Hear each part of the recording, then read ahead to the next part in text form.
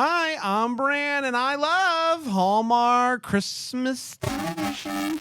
I'm Dan, and I despise Hallmark Christmas television. Tee. I'm Alonso, and I'm brought to you by over-the-counter cold medications. And this Is the Deck the Hallmark podcast. Deck the Hallmark, it's his podcast. Brandon and friends host this podcast. We hope you like this jolly podcast.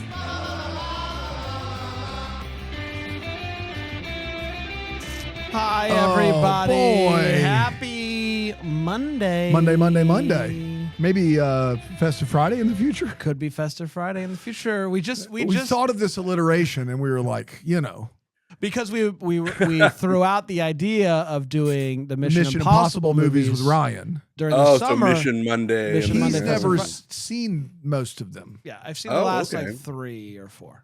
This is unfair. I mean, and we're getting a new space, and we're gonna have a theater room in the new space, and I just want to watch Ghost Protocol on the new screen. That's all I remember. Oh, well, yeah, which is, let's just spoiler now, the best of the franchise, right? Yes, easily. You and I Yeah. agree on that. For The sure. Ghost Protocol is Ghost Protocol. just like almost The a president has declared Ghost Protocol. That's right. Perfect movie. Perfect action movie. It's Yeah. fantastic. It's so good. I can't wait. I'm excited. I'm pre-excited about watching. It's the Ghost Protocol. That's right. It's the Ghost Protocol. Alonso, you're here, and I am. we love that. And when you found out that it was the Woods family, you just jumped out of bed. In 1997, Michael Jordan played what is famously known as his flu game. Alonso is calling his shot today. This is his flu game. Wait until you hear his hot take. Oh my I gosh. mean, it's got to be Lindy Booth, right? It's got to be Lindy Booth. We found the original video. Yes, We found the original "Gotta Go with Lindy Booth" today, and it was Nice. quite a journey back in time for us. We are talking Holidazed. We're at the Woods family now. Are we ready to dive in? I'm sure. November 28th, 2024 is when it premiered on the Hallmark Plus, and it went a little something like this. Lucy wakes up to some bumping in her house. She thinks it's an intruder, so she grabs her handy dandy hanger, because you're just gonna hit somebody with right. it. It's not an intruder though. It's just her sister Sylvie. She's putting Lucy's Hanukkah lights on the Christmas tree because she thinks that would be fun, but Lucy doesn't want fun. She doesn't want her help. Sylvie clarifies that she gets on her about. You remember at the end of episode 1 when she walks up and she sees that Sylvie is talking to the boy that she likes, Cole, and it's a whole thing. She's like, I'm not into Cole. I have a boyfriend. Do you remember? Yeah, I And remember that for sure. It's a pretty big This deal. is very important to me, Brian. Yes. I know you talk about it nonstop, but All I the want it for time. the people at home. Gotta go with Lindy Booth. The next day, Sylvie is talking to Lucy's daughter, Annie, sharing stories of her many, many adventures. She asks Annie about this boy that she likes named Max. Sylvie says that sometimes boys just need a little nudge to know that you are interested in them. It's okay to take charge a little bit. A health inspector comes to Lucy's bakery and tells her that she has until the end of the year to widen the hallway, or else. Which is not an easy thing to No. So she's gonna have to call Cole. Bummer. Womp womp. Sylvie finds a secret door in There's another door. There's another door in Lucy's closet. Inside of it is a joy box full of some wild clothes and other random things. She tells Annie that she should wear some of these wild and cool clothes. And in the bottom of it, they find this super cool menorah. Now, apparently, Joy was their mom. They called her Joy. She was so free She spirit. was a free spirit. Just like what anything goes type of thing. And so they made her this like fun homemade menorah. And it's very cool. And so she puts that out. She finds a recipe for joy bars, which are apparently the most festive Christmas treat of all time. Runs down to tell Lucy that she should make them, or bake them, I guess you should say, at the bakery. Now, the problem is Lucy's reluctant about this because it's like a healthy bakery, and these aren't healthy at all. But Sylvie insists that these bars will sell. And while we're at it, we need to make this place more festive. When Lucy sees that Annie is wearing Joy's clothes, she's not happy at first. Those clothes aren't supposed to be worn. But after talking to Sylvie and seeing how happy Annie is to be learning more about her Nana that she never got to meet, she lets it go. Sylvie and Annie decorate the bakery and even bring in a jukebox. Yeah. Rent that sucker out. Don't rock the jukebox when it's playing a country song. Don't you do it. Lucy is feeling inspired and finally asks Cole out for drinks, and Sylvie helps her get ready. While out on the date, Lucy opens up about how she and Sylvie haven't been very close since their mom died. Aside from the sad conversations, it's going great. They're having a great time together. Aside from the sad combos. Yes. She goes to the bathroom and decides that she's going to put on the lip plumper that Sylvie gave her. Oh. You know, she's like, the date's going What well. could Let's go plump wrong? them lips. But she has an allergic reaction. Has bee pollen in the Bee pollen, that's right. in the lip balm, and that's boom. Forget about it. So the next day, Lucy walks into the bakery to see that Sylvie has used all of the bakery's inventory to bake Joy Bars. Which she's very upset about this. How are we supposed to make anything else? And it's also very different than anything else that's in the bakery. It is the night of the big festival, a night that the bakery typically actually does really well because everybody's there for the festival. And Annie decides that she's going to be a little bit more like Sylvie and kisses Max on the cheek while they're taking a selfie. Max is like, yo, what gives? And Annie runs away, and he's like, Annie, are you okay? Are you okay? Lucy goes to find her when she finds out that she's missing, and Sylvie hands out the Joy Bars for free because nobody wants them at the bakery. Lucy ends up yelling at Sylvie after finding all of this out. You told my daughter to kiss a boy on the cheek. Yes, gave away all of the Joy Bars for free. This is the worst. So Sylvie decides that it would be best if she just left, even though there's a bad storm. Speaking of the bad storm, you know it by now, but the power goes out. And while she's talking to Annie and lighting Joy's menorah, she realized that she made a bit of a mistake, maybe went a little bit too hard when talking to Sylvie. And they decide that they have to go find her. And just then the doors blow up open with the wind, a.k.a. it's Joy Ghost. It's a Joy Ghost. And that, my friends, was Holidays, the Woods family. Episode 4. Yeah, 4. Sorry. We did it. We did do it. Let's take a quick break. We'll come back and we will get to the hot takes here on Deck the Hallmark.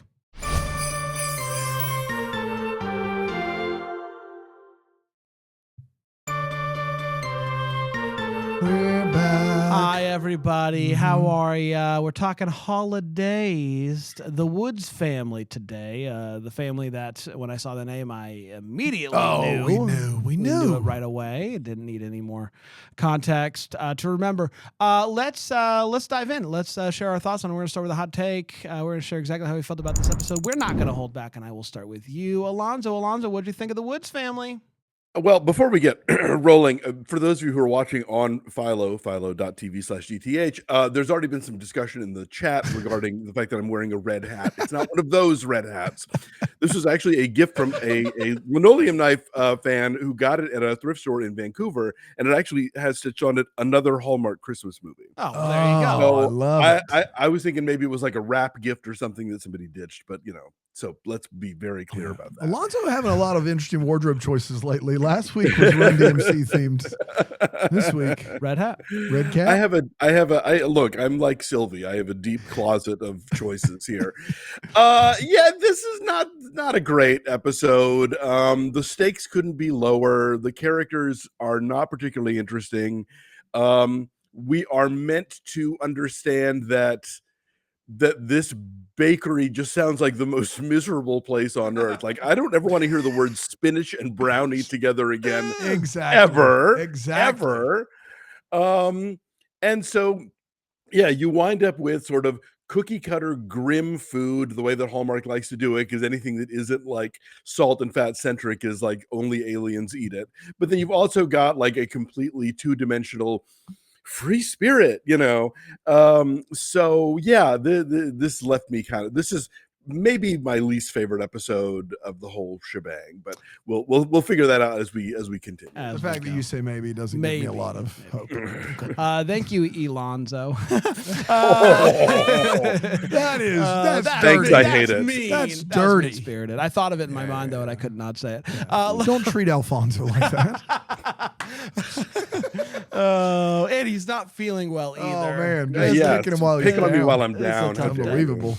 Yeah, I agree. This is a not my favorite episode, my least favorite so far, mainly because I found both Lucy and Sylvie to be annoying for different reasons. And really the only thing that I cared about was Annie and Max. They only have like one scene on screen together. But I find the actor who plays Annie to be really good and is giving a great performance. And then the heartbreak that she displays when Max isn't excited by the surprise kiss, it was a really compelling scene. And then everything else around the episode I didn't care about and was just kind of annoyed by both of the characters. So that's unfortunate. I'm interested in the ghost aspect. I'm worried we're not going to get You're not going to get ghosts. any more You ghosts. ain't getting ghosts. That was a really weird thing to include at the end of this if we're not going to get any more, but interested in the ghost. That's all I'll say. Interested in it. Aside from that, not much. Dan? I'm not interested in any of it. This is bad. But I will say this. This was kind of destined to be bad. If you had asked me 2 weeks removed from the premiere episode to talk about all the families, this is the family I would have forgotten about. I would not have remembered this family. I would have been like, oh yeah, Lindy Booth and her sister. I wouldn't have remembered. So every other episode, when it starts, I'm going to have some context as to why I care. So that's one. Two, Alonso hit the nail on the head. Healthy bakery. Stop it. We don't need you. We don't want you. Not bakery for people with allergens. That's not it. This is healthy bakery. Okay. So like my wife can't have dairy. There's places that sell dairy-free donuts. They're not healthy. They're just dairy-free. I don't want you, healthy bakery. Stay out of my life. That's two. Number three, and this is a big one for me. I think this is the only story where we know exactly how it's going to end. Don't get me wrong. I know Ian Harding and Aaron Kale are going to end up together, but we know exactly what's going to happen here, right? The town's going to love the joy cakes, joy brownies, whatever they're called, right? Bars. Yeah, the joy bars. They're going to love them. They're going to all storm in to buy them. Lindy Booth is going to realize she was wrong about that and apologize to her sister, and then realize her sister's been going through a tough time. Sister stays in town. We all live happily ever after. And so there's no cliff to hang on. There's nothing here that makes me want to watch another episode. And so, yeah, just the performances are fine, but this is not nearly as good as what we've seen prior to it. And I hope what we'll see after it. Didn't care at all. Hard no for me. Hard no. Let's get to all the feels. We're talking about what in this episode gave us feels. Alonso? Well, I'll tell you, this episode does get a rare rave from Dave White. Oh, okay. In that he walked through as I was watching, and it's that opening scene where she's putting the little light up dreidels on the Christmas tree. And this is a Christmas tree that is sort of like color themed, but it looks like human hands have actually arranged the ornaments. Yeah. There's no big ribbon wound around it. And Dave White stopped and said, "This is the first Hallmark tree I've ever seen that didn't look like absolute puke." Wow. Okay, well, there you go. There you go. So that was my feel. A full rave from Dave White. Yeah. Yes. One of my Call feels. him Rave White. Rave White. One of my feels was that as well. But just like when she plugged in the Hanukkah decoration, the Hanukkah lights, looked really cool, and really liked it. Alongside of the color lights, I thought that really popped. And I don't really understand what they were going for with the jukebox, but I do love a jukebox, and so shout out jukebox. Dan? Shout out jukebox. I agree with Brand. The best storyline is the Max and Annie. Max and Annie. That was adorable. That was an adorable storyline, and it didn't get near enough play here. But usually the kid actors are like, somebody hide them somewhere. Like they're not good. And that was not the case here. I thought Annie did a really good job. So that's the closest I have to some feels. Let's take a quick break. We'll come back. We'll get to the way what and the Are You Holly or All You Dazed, whatever it is, here on Deck the Hallmark. Deck the Hallmark. Deck the Hallmark. Deck the Hallmark.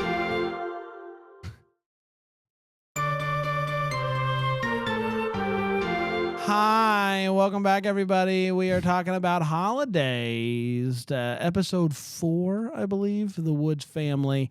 Let's get to the way what is where we talk about what in this episode. Let's go way what, and I will start with you, Alonso.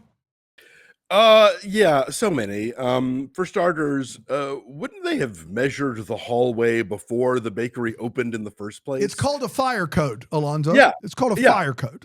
Like, It surely changed. this would have come up before. Like when you lease that place, it has to be up to fire code. Exactly. Yeah. Or if you buy it, the appraiser and the person to inspect it before the bank will give you a mortgage will do something called see if it's up to fire code. A walkthrough. Yes. You know, I think, the tape measure just seems to be coming out really late This is in the game ridiculous. Yeah. here. A guy asks if he can have half a spinach brownie because he might have celiac. Oh my God. Let's unpack that. All right. First of all, if you think anything in this bakery has gluten in it, like no way. Like there's no way that that's happening. Technically, you either have celiac or you don't, and a Bingo. doctor should tell you. That's right. Like a lot of people have decided that they have celiac because they want to be annoying about asking for gluten-free items, but they don't. And you don't want to test it yourself by trying some new food. It'd be like it's the cream cheese frosting all over again. You don't want to like have a bit of gluten to see whether or not you react badly to gluten. That's Well, just not, Can you And give also- me half a peanut butter cookie? I might be allergic, right. but let me just kind of roll the die on this. To your point, and I love how you said roll the die singular. Like Yeah, you're going to it's roll one it's die, one on die. it, which is Yeah, great. that's all Well, you that's need. all you need. If you do have celiac, which is like what, like 1% of the people that say that they need gluten free actually have celiac. If you Right. if you do have celiac, you would know that a single like ounce of gluten is just as bad for you as a plate of gluten. Like that's how that works. You can't like the fact that you're going to take a half a brownie because I might have it. You may as well take the whole brownie, Chief. Like you may as well Yeah. just go ahead and eat the whole thing if that's where you are. Into a penny. Yeah. Yeah, that's right.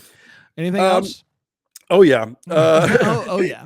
They decide the holidays as their busy period because of course they're a bakery, Duh. and even if their treats are all horrifying, like that's when the people who want them. No, but let's take this time to do a full reno on not just the hallway, but like the kitchen and the front, and like they basically had to close for a couple days to do all the stuff that they did. Well, what's This is wild not is that they intimate that Lindy Booth is in the back of the store fixing the hallway because when she comes out, she had not seen any of it. So like I thought they did it in a morning. One of my wait whats was they did the full reno in a morning. Oh, that's okay. That's also possible, but I mean, like, it just seems it's beyond a pardon our mess situation. Like, there's no one space in the bakery that is functioning right now because we're upgrading everything. Yeah. This is a thing that Hallmark always does, and it's like why bother complaining? It's like the idea of the big business meeting happening on Christmas Day or whatever. But y'all, baked goods need to cool. Yeah. You do not bite right into them right when they come out of the oven. Not only are you going to burn your mouth, but they're not ready yet. Like they have to cool down unless you're making a souffle or something. So I don't care how good the Joy bars are. You are not gnawing into them the second they come out of the oven. It's just not Not happening. No joy here. Alonso Duralde at the marathon last year made one of the best chocolate chip cookies I've ever had in my Oh, life. thank I dream about that chocolate chip cookie. I wasn't handed it right out of the oven. Like No. even that cooled a little bit.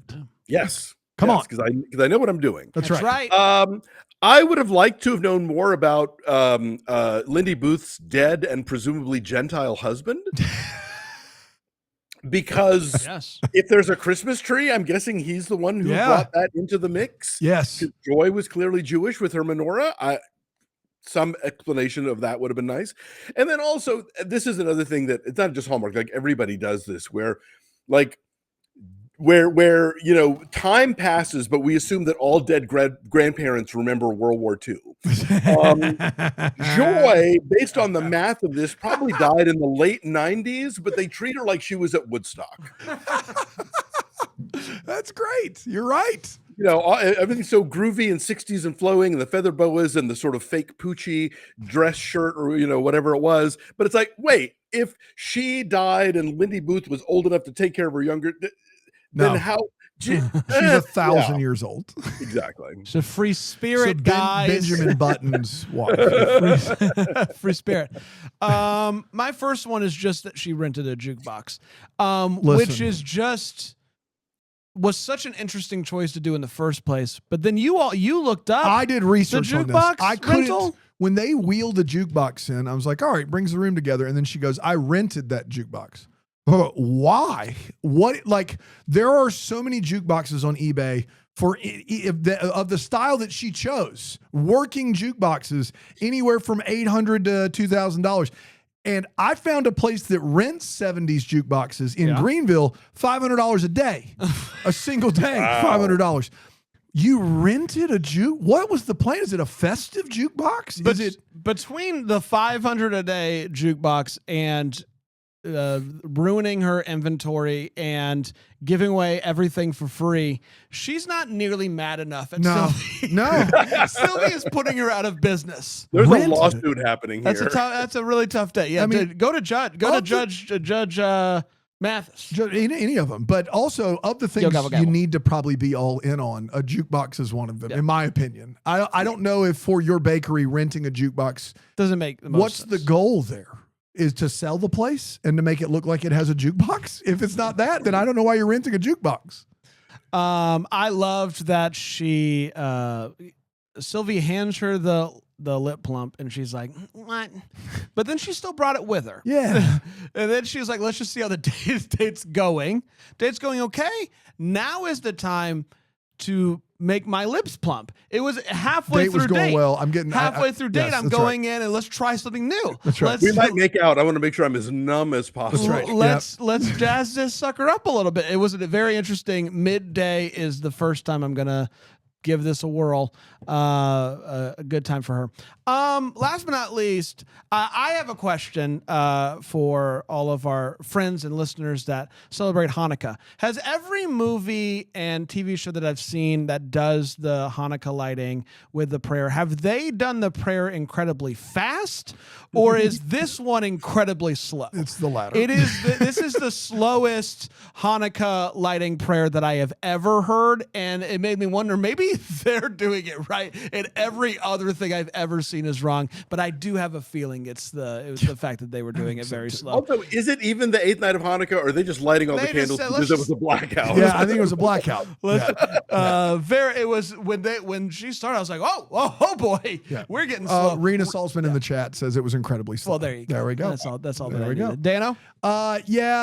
Sylvie is trying to make money for the healthy bakery, and she has somebody on the phone who's like, 2 dozen cookies. Sorry, we can't do 2 dozen cookies. It's a $500 minimum. And that person says, fine. That person who called for 2 dozen cookies, $50-$60 said, it's 500. Okay, I'll pay 10 times as much. No problem. And then she hangs up the phone and goes, I got another one.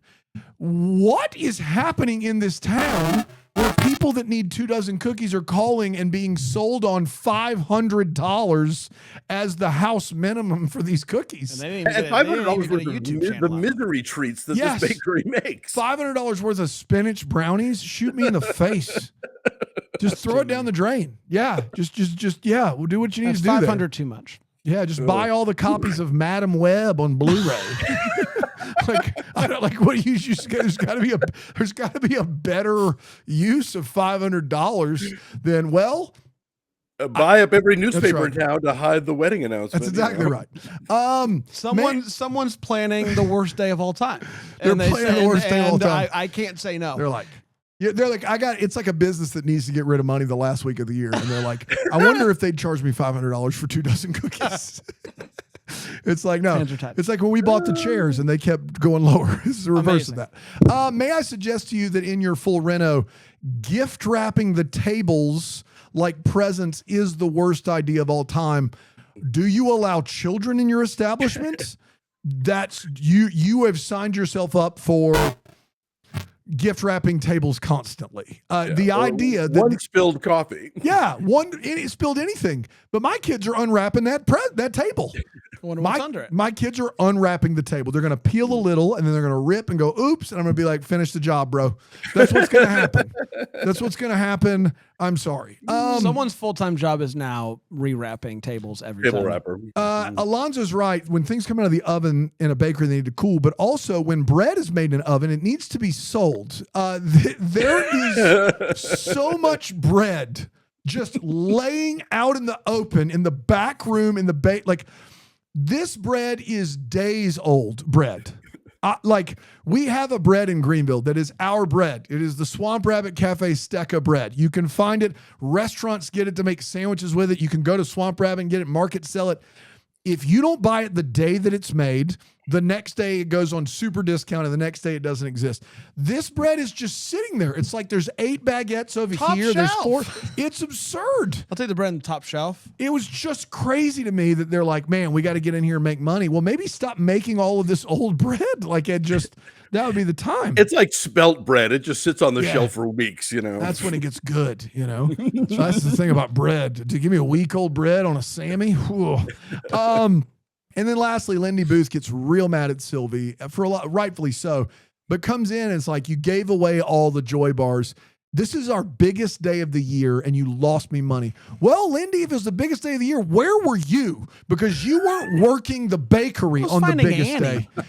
She was finding Annie. Her daughter was missing. But it's the biggest day of the year. Her daughter was missing. I'm not saying she should have been there. I'm saying she can't get mad. Well, I think you can get mad if You can get mad about the other stuff. Yeah. What I'm saying is that if you're not there on the biggest day of the year, you understand what happens. Like, period. Dan is saying get mad at the daughter. No, yeah. Get mad at your daughter for sure.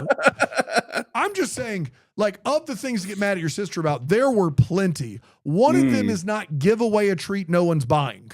You weren't there. You left your sister who's been in town for a few days and charged I the think it was bakery. a combo. She was mad about the fact that she used all the inventory on the Joy bars. She said it's our biggest day of the year, and you basically didn't make any money. You lost us money. Yeah. Yes. I think it's a combination Yeah. of the fact that she guaranteed her Joy bars would sell, and she didn't. She did. Well, the they're opposite of gonna.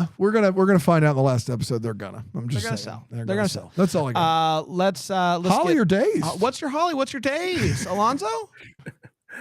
I don't have a Holly for this one. fair. My days is just that. I think Dan pretty much laid it out. We know exactly what's going to happen when we get to the last episode. I don't even remember what happens, and I know that he's right. Like, there's no like off ramp to this story, and it was never all that interesting in the first place. My Holly is boy. I hope Annie and Max end up together. I think we're all Fair. shipping them. Maybe we'll go to Hoco together. It'll be real cute. And my days is everything else. And but my other days is that we won't get any more ghosts. I'm worried we're not going to get any more ghosts, and I really hope we get more ghosts. Dan? Yeah, I'm going to be a glass half full optimist here, as I always am on this program. I'm Holly that we're done with this episode. I know what's coming with some of our other episodes. I know Dennis Haysbert. I mean, that storyline with Sir Darius Blaine and Dennis Haysbert, like, I've been excited about that since the premiere. And Loretta Devant. Loretta Devant, yeah. This is like, we've got some good stuff ahead of us. Yeah. And I'm excited that we've got this. Clearly, we needed to get this one out of the way. I didn't even know it existed. So we need to get it out of the way. So I'm optimistic that we've got the worst of it out of the way. Well, there you go. There We you did it, have it. everybody. Congratulations to us. I think we should do it again next Monday. I think that's love that. good idea. And I guess we're gonna be back tomorrow. Another episode. Yeah, So come on once again. back. Happy President's Day, Alonso. Yeah. Thank you. Until next time, I'm the first to wish you a Merry Christmas. Deck the Hallmark is a Bramble Jam podcast. Is produced by Aaron Shea. For more information on Deck the Hallmark, you can go to deckthehallmark.com. For more information on the Deck the Hallmark family, you can go to bramblejamplus.com. Deck the Hallmark is presented by Philo TV. For a free trial of Philo, go to philo.tv/DTH.